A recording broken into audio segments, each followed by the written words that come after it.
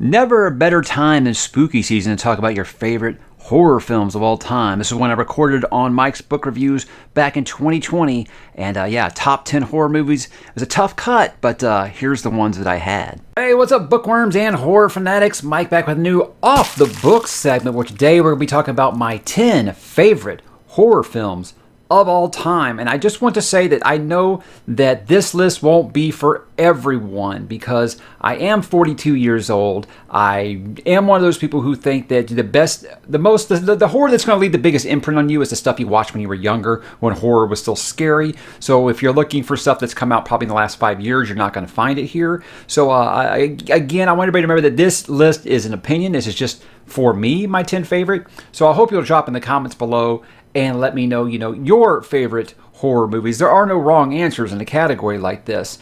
So instead of just telling me how much mine suck, maybe you can drop in there and let me know your favorite. So before I get going, I kind of want to go through some of my tough cuts. I'm not really going to be doing an honorable mention or anything like that. So I'm just going to kind of hold up some of my tougher cuts, even though some of these I consider to be all-time classics. It's just stuff I didn't have room for on this list. And anytime you commit yourself to doing a list like this, you're going to have some stuff that you say, hey, that's a great movie, but would I consider it in my top 10?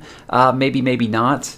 I don't know how well you guys can even see some of this stuff, or some of this stuff you might look at and you'd be like, hey, do I really consider that horror? And also, something that I want to do on this list is I want to only count movies I think have aged well, because a big part of this is nostalgia. Now, to me, I will never let nostalgia be a reason why I put something on here. I can look at movies I liked when I was a kid and say, yeah, I still like them, but I can admit they haven't aged well. They're not good movies. Like, I know everybody I know loves that movie, The Wizard, which was basically just a commercial for Nintendo, and it's aged horribly. And I can say, yeah, I loved it when I was 11. I watch it now, and it's terrible. I'm not that kind of nostalgia freak to where I'm going to let that dictate if I'm going to put something on my favorites list. So that, not that all these kind of fall in there, it's just some that I just didn't have room for, and I couldn't justify getting them onto this list here, and that will kind of wrap it up.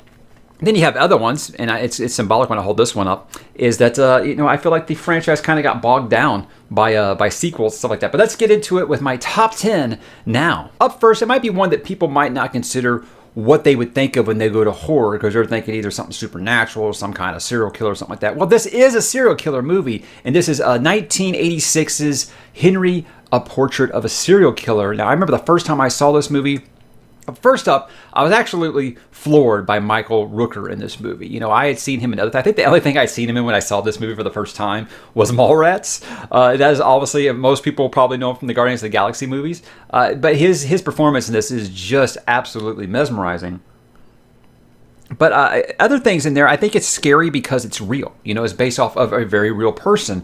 So when you get into that, obviously that's going to add to it. But I think that there's this one scene where they're just, him and Otis are just attacking this entire family, and there's like nothing this family can do. And that was just, I watched that for the first time when I had like a newborn kid, and I just absolutely freaked me out. It made my wife get up and leave. She got up and left during that part. She'll watch scary stuff with me during Halloween. That was one where she couldn't even finish. She just went ahead and left. And I think that kind of speaks to just how freaky that movie really is. Number 9, this is 1974's The Texas Chainsaw Massacre. Now this is one I think that modern audiences will watch, or younger modern audiences will watch and be like, that is absolutely cornball. I can't understand why you guys like that. Here's the thing. Pre-internet, folks believed that this was real. This was like Blair Witch before Blair Witch. Everybody thought that this actually happened. And I think that's what kind of freaked them out a little bit, especially living out here in Texas. Yes, it is based loosely off of a serial killer, but it's very much just embellishes everything about it. Ed Gein, I believe, is his name, but you said, use people's skin to make masks and furniture and things like that, and that's in there. But I think when I say that people say that movie's kind of cheesy or whatever, I think that the low budget makes it more visceral, makes it more scary.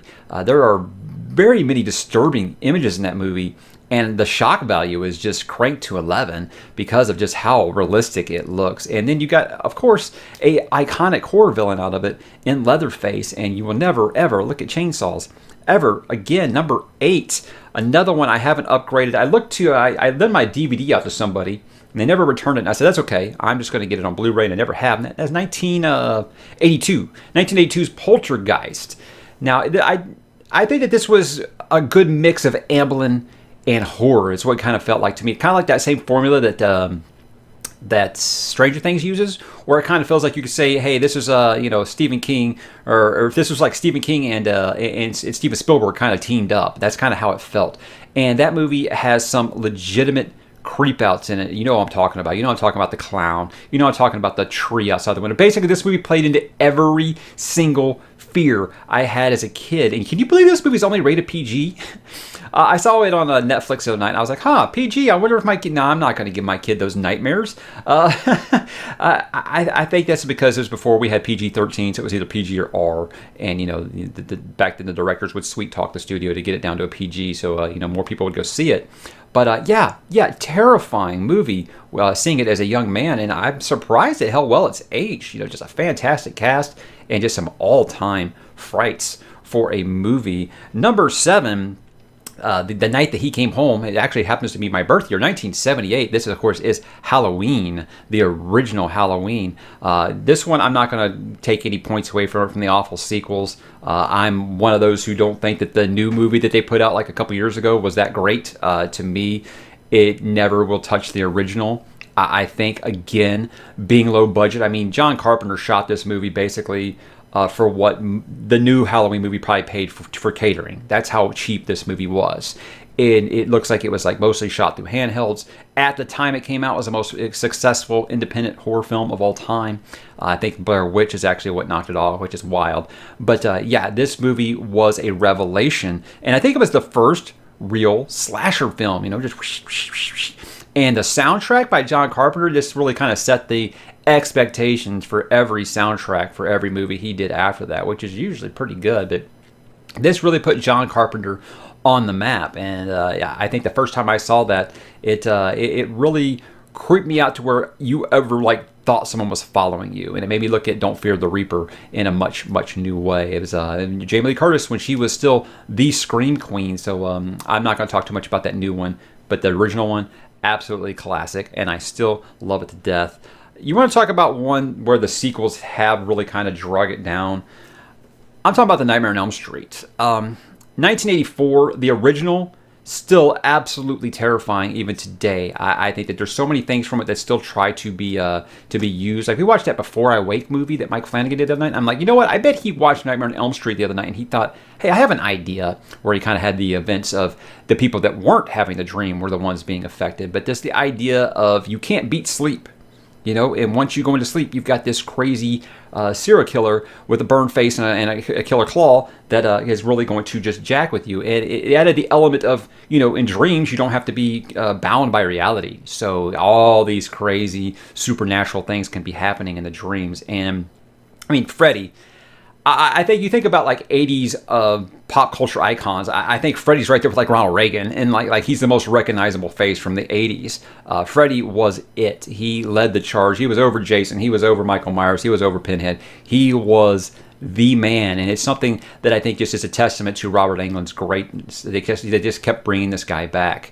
So much I think he did an appearance in the Goldbergs. At the time I was like, he's too old, but I saw that. I was kind of like, you know what? I'd be on board if he wanted to put on the makeup and the claw one more time. I don't care if he's 80. But yeah, I think the Halloween costume I tried to do the most as a kid was Freddy Krueger, like all kids my age. But for me, just this first movie, just straight nightmare fuel. The Tina murder scene is still one of the most gruesome things ever shot on film, and it's tried to be replicated.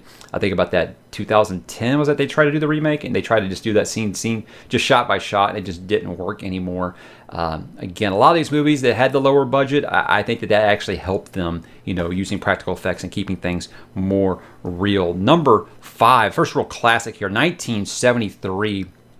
My first horror movie that I ever watched, because I had a brother that was 6 years older than me, and when the parents were gone, we had HBO, and he let me stay up late with him, and we watched The Exorcist. Yes, I was 6 years old, guys. This is why my mind is so messed up now. 6 years old watching The Exorcist, growing up in a very, very sheltered Pentecostal household.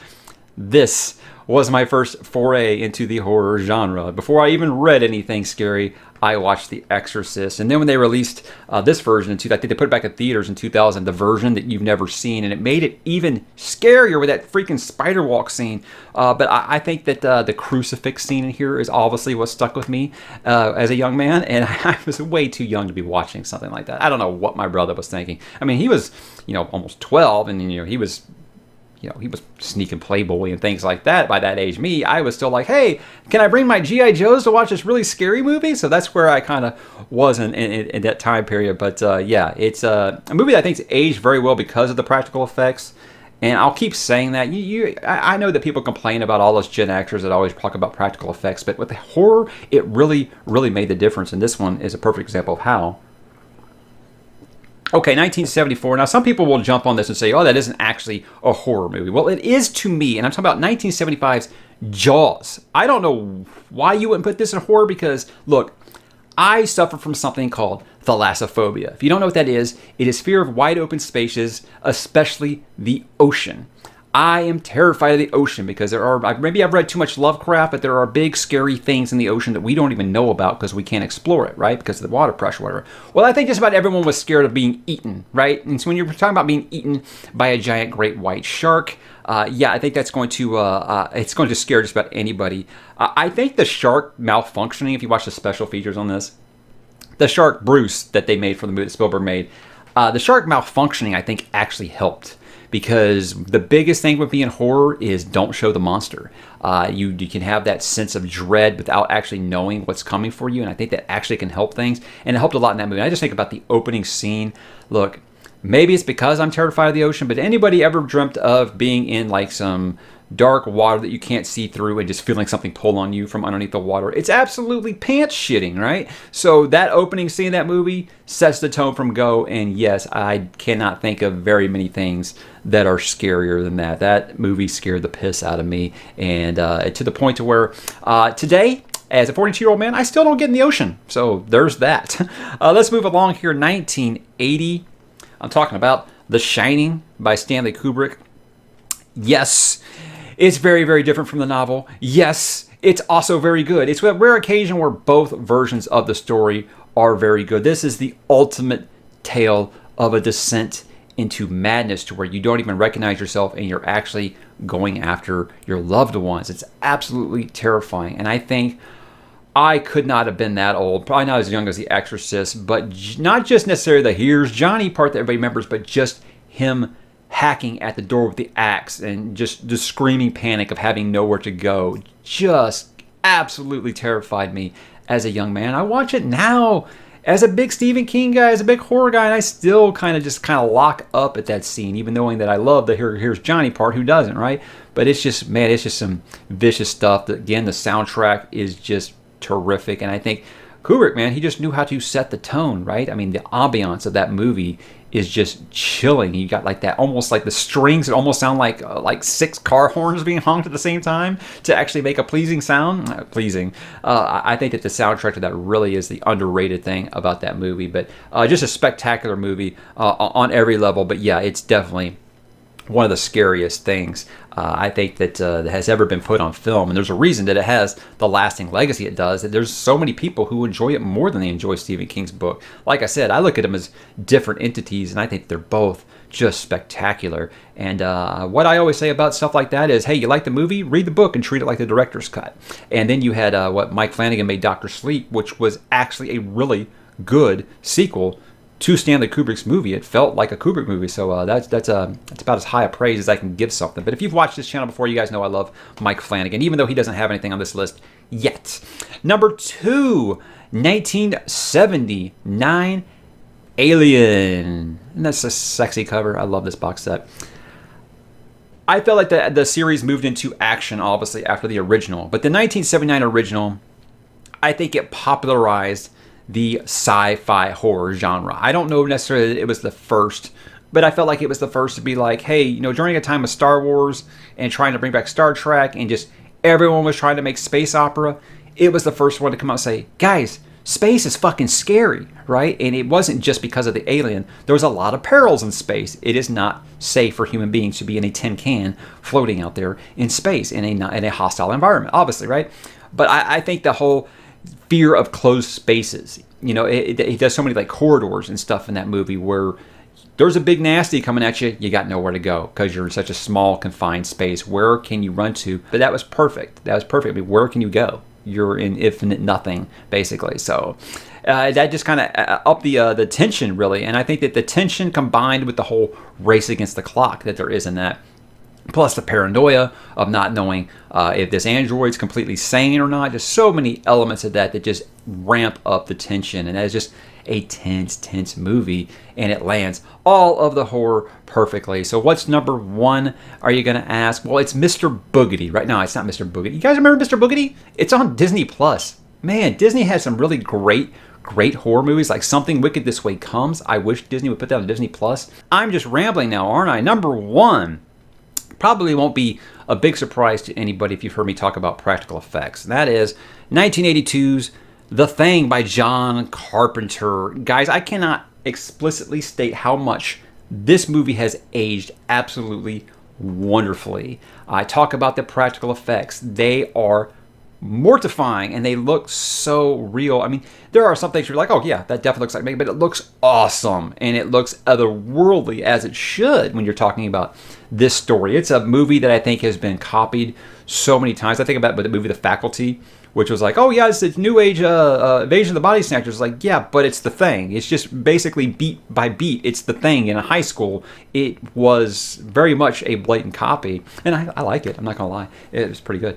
But this movie here, man, I think this is the first proof that critics can get it wrong, because this movie was lambasted by critics when it came out. It was commercial failure. It gained cult status, and I think now it's beyond cult status. It's just considered one of the greatest horror stories of all time.